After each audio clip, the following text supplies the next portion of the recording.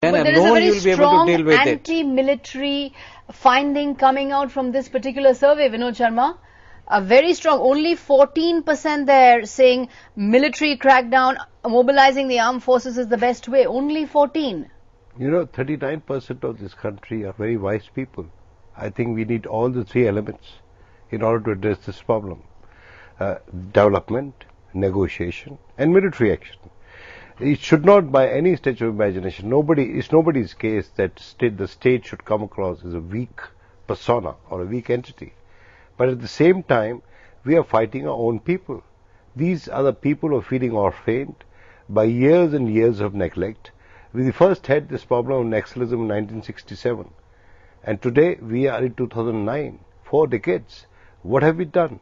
And I think this problem has got accentuated with the initiation of the economic reforms that saw their homes and their herds and their livelihoods getting devastated by people who were in a hurry to perhaps make money or make a name or create infrastructure.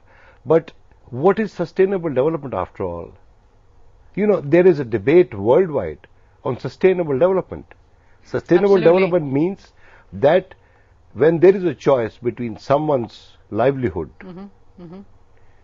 and someone's business, then I think that someone's livelihood has to be adequately protected.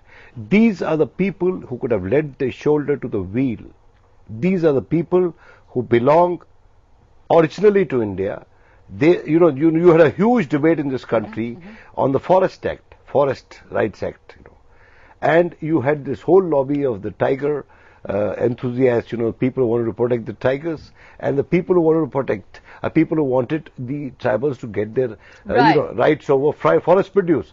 Now, I thought that there were very few at that time who were pleading the cause of those who are today veering towards Naxalism. This cannot be accepted in democracy. So the rich have to shed this when Pachanda came to India, rising India mentality. I am not for a moment suggesting, I am not for a moment condoning violence at all.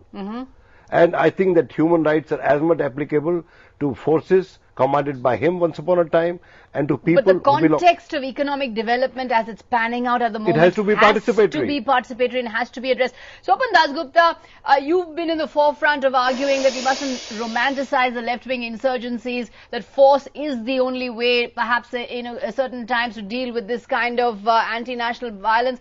Do you react in surprise to the finding of our survey that young people, the majority of young people, they're in 18 to 45 age group, saying that in fact military is not the solution? Well, Shagarika, let me point out that, complex political issues are certainly never decided on the basis of slightly limited market surveys. The market survey is a survey of 5 cities where the Naxalism issue has not affected them. It's a survey of only a limited age group. So let's be very clear in our mind, this is not a referendum on Naxalism as a whole. I think what Vinod is quite right in pointing out that really the issue is, if you ask someone, is military solution the only one? I mean, I guess 90% of people, and I think most people have said, that it's not the only way, because that's never the only one. In fact, most of the people seem to have veered around to the conclusion that it's a blend of everything, because you need a combination of methods which does not exclude military, a military approach. Because what you're dealing with are twofolds. Not only are you dealing with some poor tribals who may have been offended by the our concern for the tigers, as Vinod. No, but it's more than that, Swapan. It's more than that. But it's certainly more than that. No, let me finish, Shagarika.